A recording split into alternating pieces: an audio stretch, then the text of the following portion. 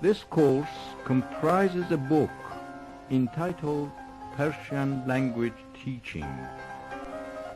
In Persian آموزش زبان فارسی. تمرین 47. بشنوید و تکرار کنید. ریختن، بریدن، داشتم خربزه را می بریدم. انگشتم را بریدم.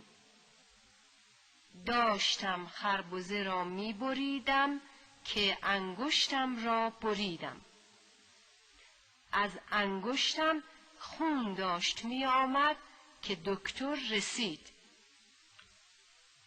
شما داشتید هندوانه می بریدید که کارد دستتان را برید.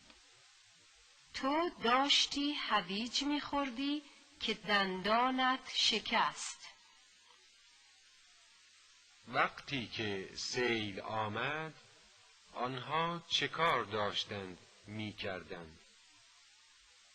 وقتی که زمین لرزه آمد شما مشغول چه کاری بودید؟ داشتم از قابلمه توی بشقاب آش می ریختم که روی پایم ریخت.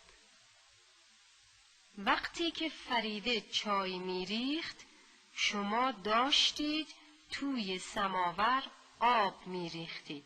وقتی که من نامه می نوشتم آنها کتاب می خواندند.